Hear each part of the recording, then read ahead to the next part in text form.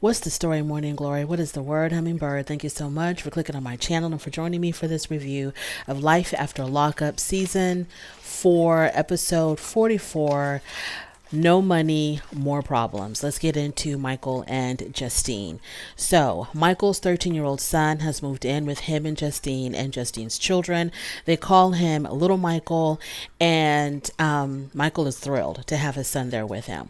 And I know the little boy is thrilled as well because he gets to have more time with his father. And now we just have to work on Michael spending more time with his other children some way, somehow.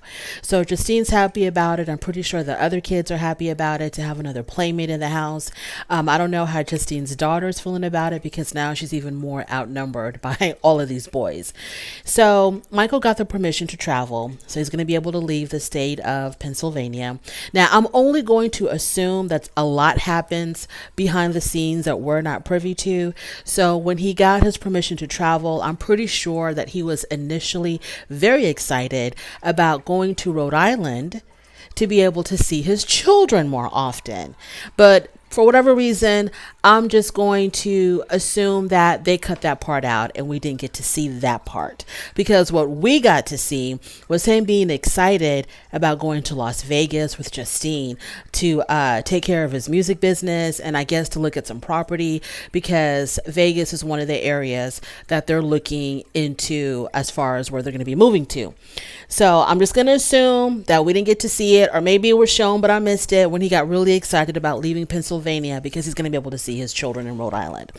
So he gets the permission to travel, and Mocha calls. As soon as he tells Justine about, his permission to travel, Mocha, his music producer, manager guy, calls. And so he tells Mocha, yo, it's going to be on and popping. I got my permission to go to Vegas so we can take care of this music business.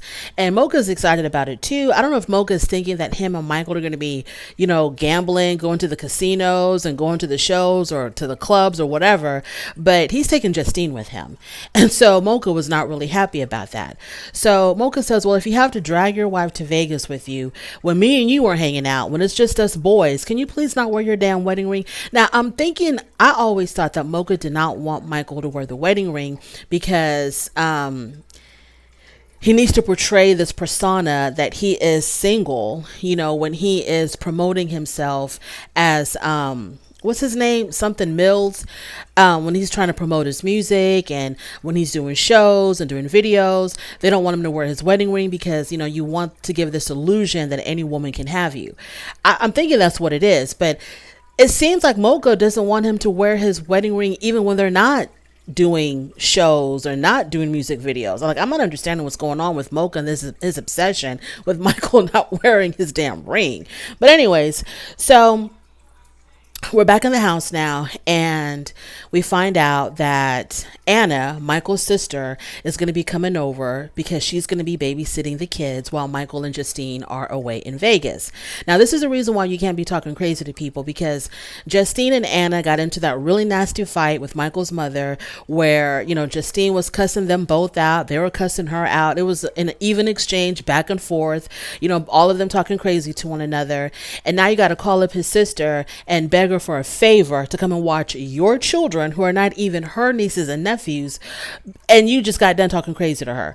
So Anna wants to be the good Samaritan, the good auntie, the good sister, or whatever, and so she and her wife decide, they agree to come over to watch the kids for like 7 to 8 days. Like, damn, they must have been paying her a grip for her to want to stay with all them kids for that many days. So Anna comes over, and Justine thinks that Anna does not know that she's pregnant, right? Okay, so after they greet each other, hello, how are you, hugs and kisses, Michael tells Justine, hey, I'm going to go kick it with my sister. We'll be back in the bed. So him and his sister go to the jewelry store, and he wants to buy a ring for Justine because he plans on proposing. I think he wants to propose in Vegas. So they're looking at the rings, and his sister says, are you wanting to marry her because, you really love her, or are you wanting to marry her because she's pregnant? And Michael was like, whoa, how did you know? And my initial thought was, y'all have the same mom. And your mom, she was very vocal about her disappointment and you having another kid, and her talking on TV, because she knew the cameras were there, her talking on TV about, DNA testing the baby, because she probably has like a 2-for-1 deal, or some type of a Groupon, or some type of frequent visitor visit at the clinic, at the labs, because she's constantly taking grandbabies over there to get tested. Her talking so freely about, you're going to get a DNA test, how you know it's your baby. You would have thought that the mother would have blabbed to the sister. But Anna says, well, how could I not know she was pregnant? Because her belly's growing and she has these weird cravings. I'm like, oh, that's what tipped you off? Not your own mother telling you that Justine's pregnant? So he tries to tell her, oh, because I love her, whatever. So they're looking at the rings, and I know they must have looked at a whole lot more rings than just these 2 rings, because there's just no way. But they're looking at these rings, and I guess he narrowed it down to 2. One was $2,000, the other one was $5,000. And of course, he chooses the more expensive one because Michael doesn't know anything about, what do you call it? Financial discretion, or how to be wise with your money. He knows nothing about that. So he chooses the more expensive looking ring, the more expensive ring, which is $5,000. He pulls out $5,000 cold hard cash and pays for that ring up front. And I think Anna was like, well, how are you going to explain to Justine that you just took $5,000 out of the account, because him and Justine share the same account? And Michael says that he's going to replace it before she even notices it missing. Okay, Justine is a smart cookie. Okay, I'm pretty sure when she looks at her bank statements, she's looking at every single deposit, withdrawal, all of that. So she is going to question, like, okay, 5,000 left and then 5,000 came right back in. What's tea? I don't know. I don't know how the whole thing is, to me, it was just ridiculous. So he says that he's going to, replace it really quickly. Who knows how? And she won't even know that it's missing. Fine. So then they start talking about, because they were talking about the baby, right? So let's get back to the baby. So his sister was like, you're having a new baby, and you and her are going to have, like, how many kids now? 8 kids together. And what about your other children? She's asking him, what about your other kids? And then she starts to get emotional because she says it's really complicated for the other children. He was gone for 6 years, and now he's having a new baby. He has this whole new family. He's spending time with some other woman's children. And Anna says, I don't want this to get even more complicated for his other children. And like I said, she kind of got emotional about it. And Anna says that she's witness to how much his children hurt, and she doesn't want them to feel cheated. Honey, he's about to take off to Las Vegas with Justine. His kids, unless he takes his kids with them when they decide to move wherever they're moving to, his children will definitely feel cheated. I mean, how does that look? Your father is gone for 6 years, comes home, and then he's right back out again. And he moves to a whole nother state with this woman and her children. The children that don't even really care for him are the ones that he's spending all of his time with. So anywho, Mike don't give a damn. It's all about him and Justine, because him and Justine, they're in their own little bubble, their own little world, and to hell with everybody else. So like I said, he chooses the more expensive ring. He paid for it with cold hard cash. And he even admits that he's not really smart with money, but he don't care because he wants to be happy. And when his sister was, like chastising him about having another kid, he says, well, I'm not going to wait until I'm 40. Mike, you don't need to wait until you're 40, because you don't need to have any more children, period. Okay, you have 4 kids that you need to reconnect with, bond with. You don't need to be worrying about having new babies. Anyways, whatever. Like I said, him and Justine, they're in their own little bubble. Side note, I was going down the TikTok streets and I came across a live that Michael and Justine were doing, and he was trying to promote his music. He wasn't answering no damn questions. No, he didn't give a damn about whatever the people were saying, asking him, wanting to know about him and Justine. He was trying to promote his music. So he was playing his music in the background, and I thought Michael was a rapper. What I was hearing was him singing. So he kind of has like this high-pitched voice, and it's kind of disconcerting because, he's this really big guy. He's tall, he's big, but then he kind of has this his voice is like, it registers a little bit higher than what I'm comfortable with. Okay, so he's singing these songs. I mean, the songs are kind of catchy. It didn't really blow me away, but it was definitely catchy. Okay, but he was singing, and I thought he was some hardcore rapper, but he's a singer. Who would have thought? Moving on to Chance and Tyler. So they go see a financial advisor. Their finances are jacked up. Okay, jacked up. Taylor talks about how they are 2 months behind on the water bill, 2 months behind on their rent or their mortgage. It's a hot mess. And so she's like, I don't understand where your money is going, because, when he told the financial advisor how much he earned about $78,000 a year. And so Taylor is like, okay, if you're earning all this money, where the hell is it going? And why are we behind in all of these damn bills? And so he talks about his credit cards. Okay, he talks about, I got about 6 or 7 credit cards. None of them have a limit, or none of them have a balance more than a couple of $100s. So the financial advisor was like, okay, that's not so bad. And so then he says, okay, I have a couple of bank loans as well. And the financial advisor says, how much? He says $28,000 for the truck. And I don't know how much else for whatever else. So he is like neck deep in debt. Okay, so they're trying to figure out, okay, your spending habits, what's going on here? Because this is not making any sense. Like, you can't even pay for your basic needs. And he tries to blame it on breakfast burritos, talking about, well, I like to have a breakfast burrito and a Coke in the morning. No, what's really going on, Michael? So Taylor is like, what is it? Where is your money going? I need to know. So then he blames it on gambling. He tells her, well, when I leave work early, but I don't come home until late at night, well, it's because I'm at the casinos. This man is out there gambling his savings away, his family's life savings away. He's at the casinos. He says he has a really bad gambling habit. And Taylor is like, why does this keep happening to me? Girl, because you keep rushing into relationships with people that you barely know. You moved this guy in straight out of prison. Straight out of prison. You moved this guy in with you and your young girls. You get pregnant by him in a New York minute. This man came out of prison. You don't know if he can hold down a job. You don't know if he can provide for a family. He spent, I don't know how many years in prison, and you hurried up, moved him in, got pregnant by him. Now you're thinking about marrying him, and you're asking yourself, how do I get myself into these situations? Girl. So back home, he's in the shower, and so she wants to know if he's talking to other women. So he goes into the bathroom to take a shower. She goes in there, and she takes his phone. She goes through his phone, and she sees that he's been messaging some chick named Jess. They've been messaging each other, sending each other inappropriate photos, etc., etc. So she's upset now. So she grabs a whole bunch of his clothes from the closet.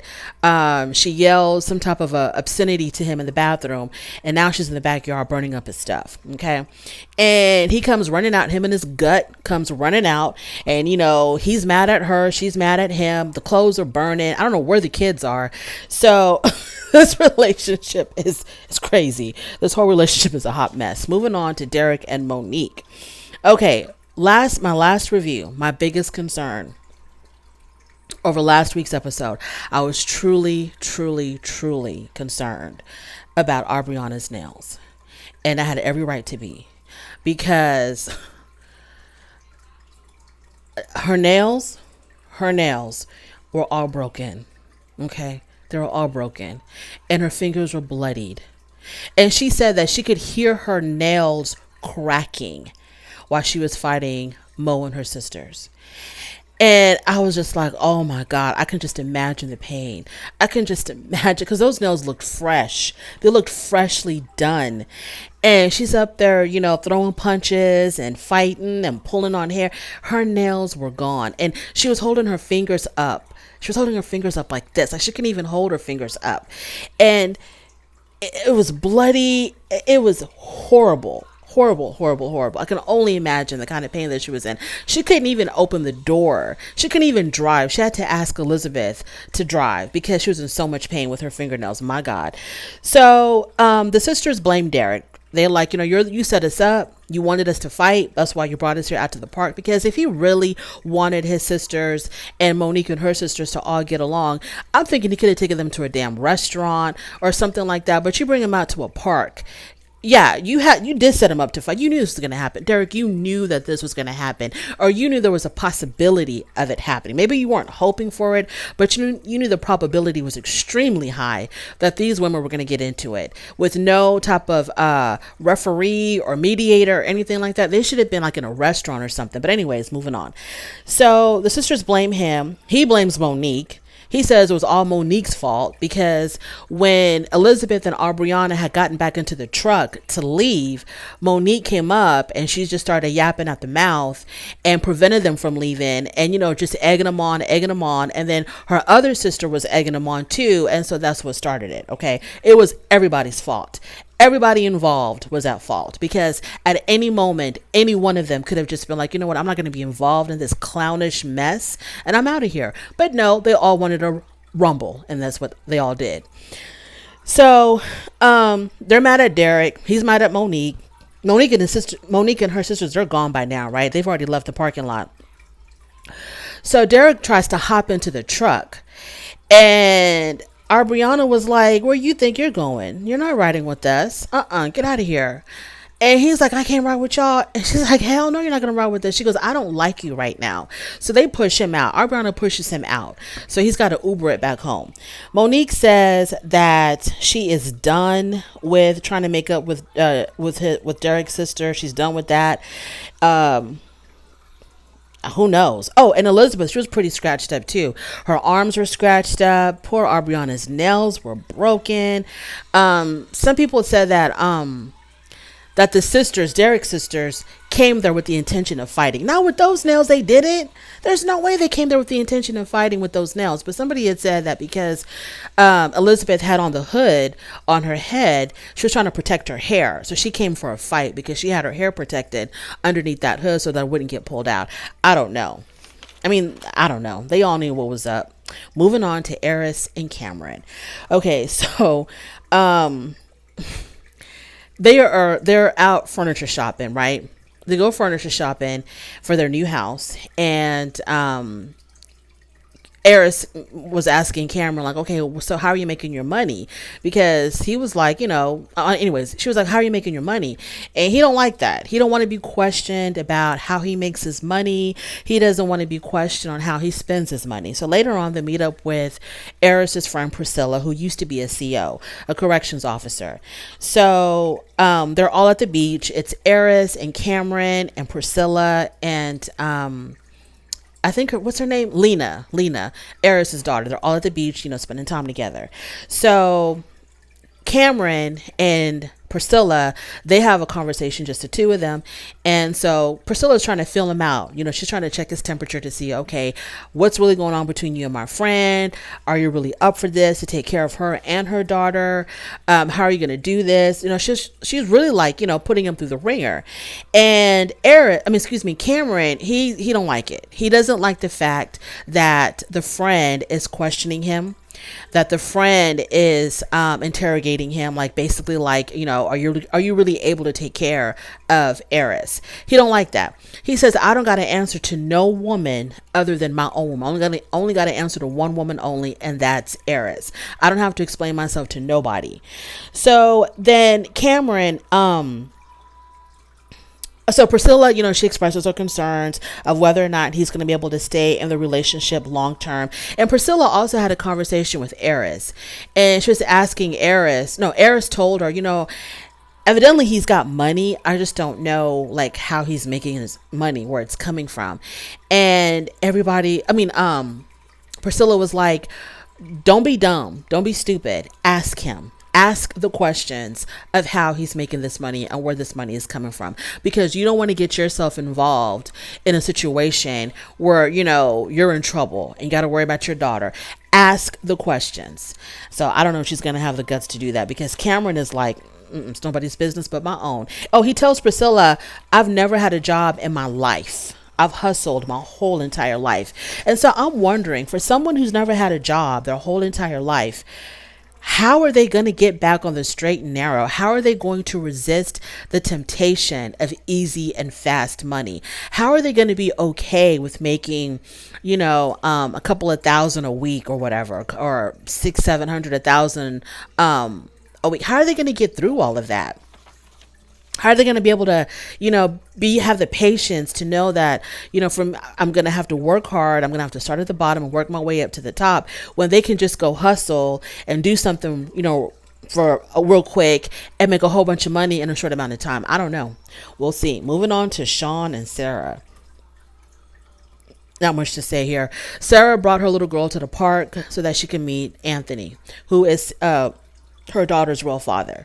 But she doesn't tell the child that this is her real father. She just introduces him as mommy's friend, Anthony. So they're playing in the park, spending time together. And Sean is blowing up Sarah's phone, blowing it up, but she's not answering. So after that, they go back home and she tells her daughter, don't tell Sean that we were with Anthony today. Okay. If Sean asks, just tell him that it was just me and you and nobody else. And I'm thinking to myself, why would you put your daughter in that type of situation?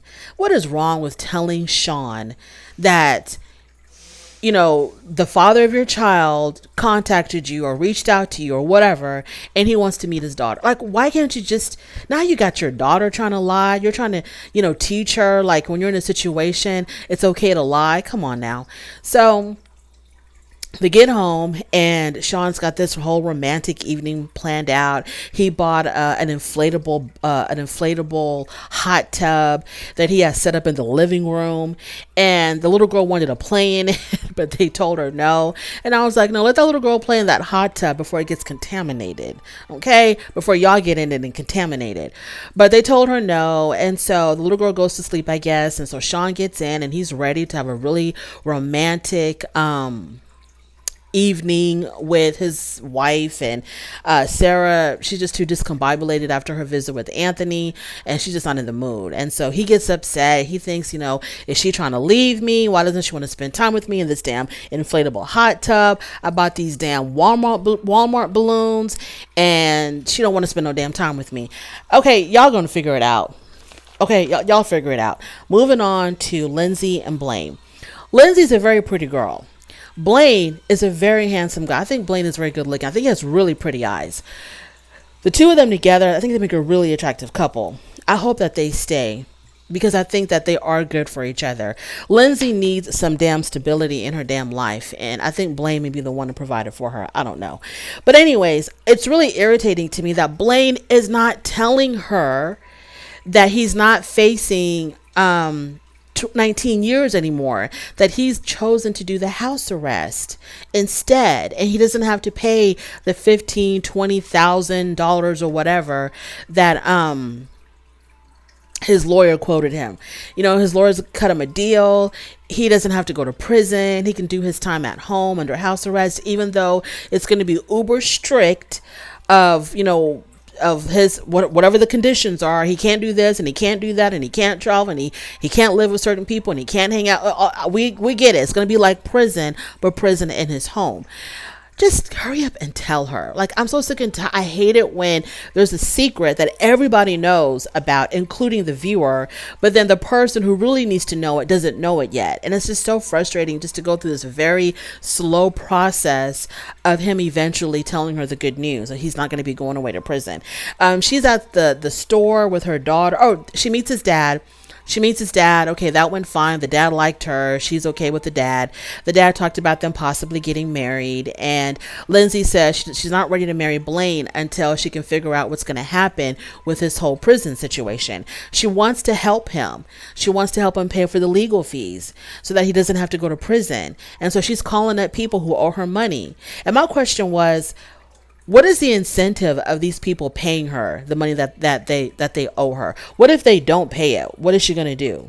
Like, what's the consequence if they don't pay her the money that they owe her? Because otherwise, if I was 6 or whoever the hell she was talking to that owed her money, I just would have hung up the phone. It's like, I ain't got time for this.